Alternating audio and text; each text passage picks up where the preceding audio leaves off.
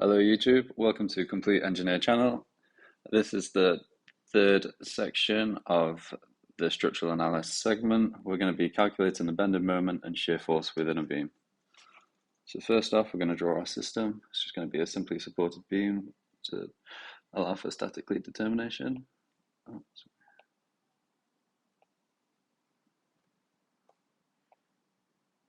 Nope, always got two pin supports, pin and a roller. We're going to do this as a 6 meter span.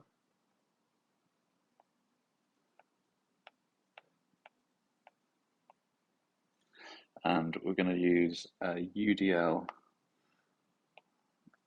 on the structure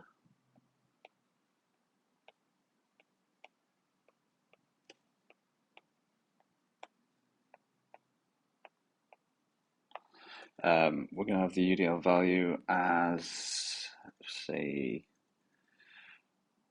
let's go for a bit of a random number, 42.26 kilonewtons per meter.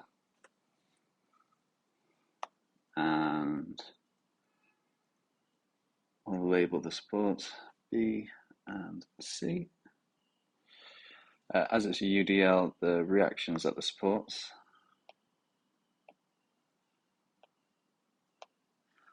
will be equal. So 42.26 times 6 meters equals 253.56 kilonewtons. And this is going to be distributed evenly to both RB and RC. So that will look like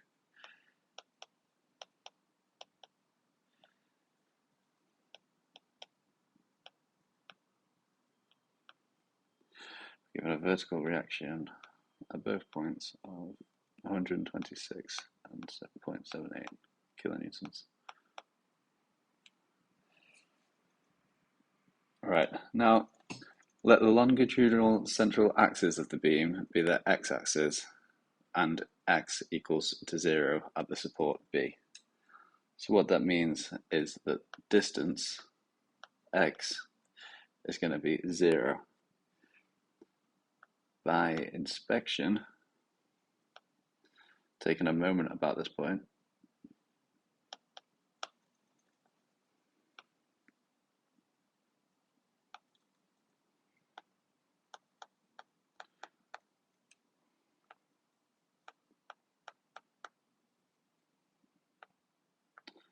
so the moment equals 0 at distance x from the point of B being 0. So the shear force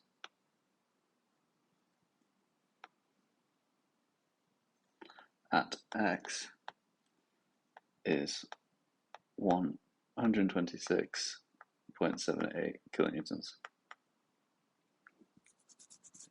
Now we have and assess the point of the moment being at the support on B. Now we're going to take x to be 1, so this is 1 meter. So what this means is we are taking a split down here, this being 1 meters.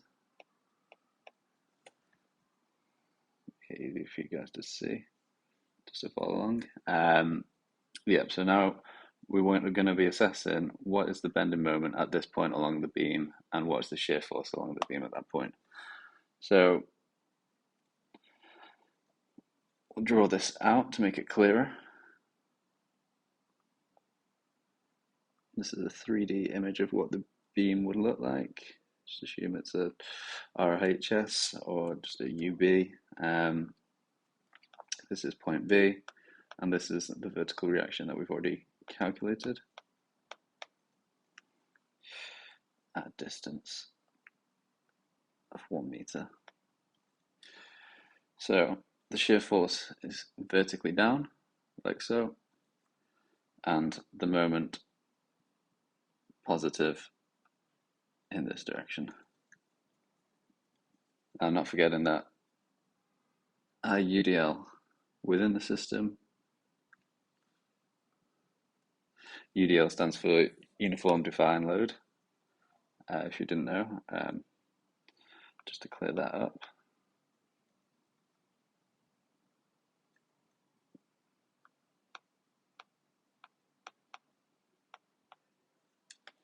Excellent.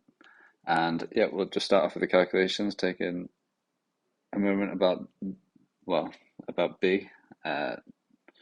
Would be 126.78 times the distance to the point from the section that we're looking at, which is 1 meter, minus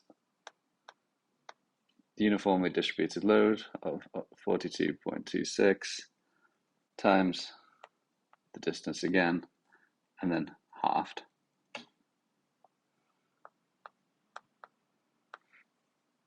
As a UDL acts at halfway between, so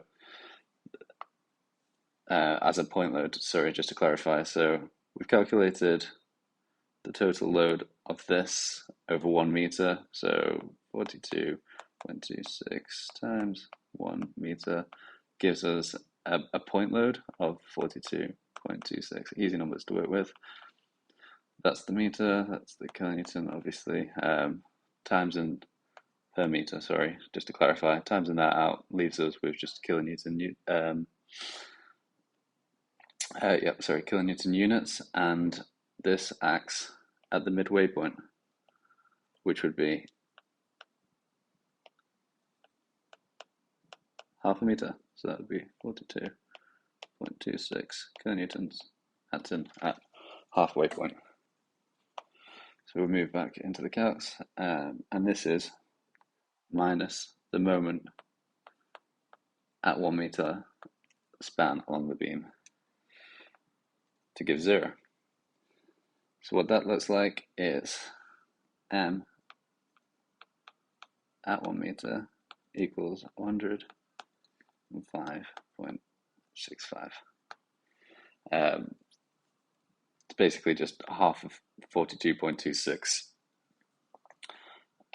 taking that away from 126.78 to give us this number in kilonewtons meters. Always remember your units.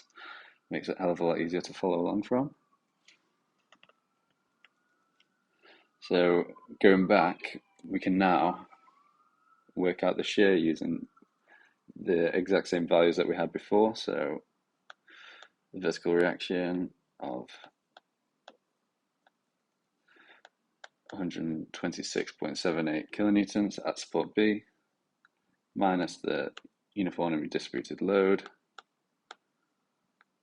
times 1 meter, take Vx to be equal 1 at 1 meter equals 0.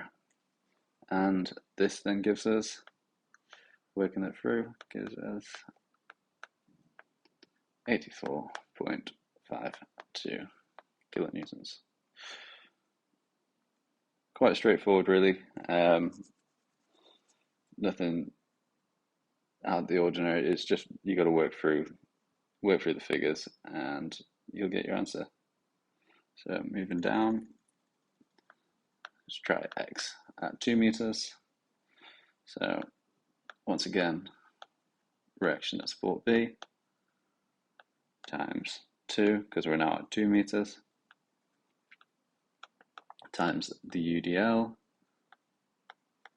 by 2 meters, times 1, which is half of 2 meters. So this is half. Sorry, that might not clarify it. Let me go back. Half times 2 meters, and that 2 meters is from there. Yep, because it'll be acting at halfway point. Minus m at 2 meters equals 0. Working these numbers through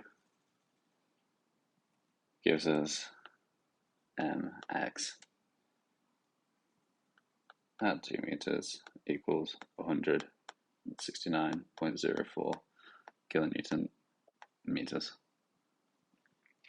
And once again, working out the shear.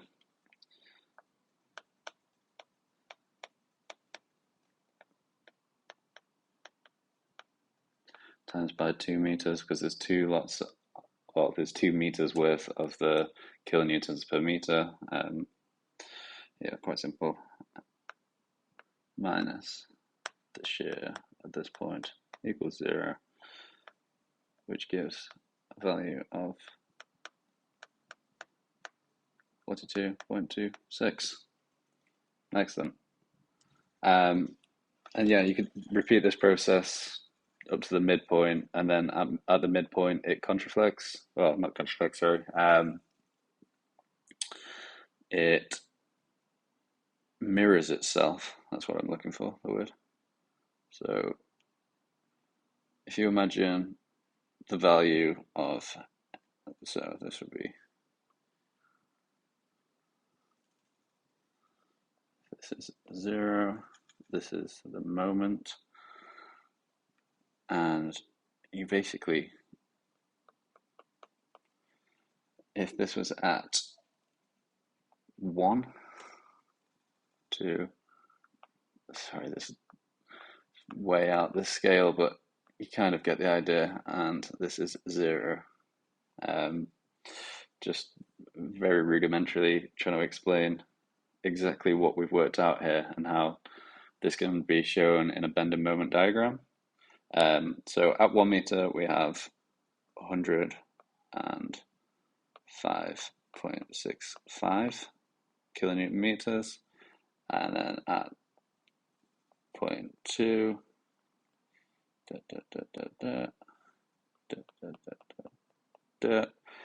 we have 169.04. I'm going to have to work through and get 3. But yeah, so if you get 3 here, it then mirrors itself back down to 6, because it's a UDL span, simply supported beam. It then transitions back to 0. It's not a fixed connection, it allows to rotate, so there's no fixity, and yeah, it just matches out. I'll have a look at the calculations that I just did earlier for 3. Yeah, that's 190.17 kilonewtons meter. And yeah, that's it. That's how you get a bend and moment diagram. Well, an accurate bend and moment diagram from working out the reactions within the beam. I hope this has been fairly straightforward. The calculation sides are quite straightforward, but the understanding how this transfers to a bend and moment diagram shape is really useful. There's a lot of applications with design. And yeah, like and subscribe. Thank you very much.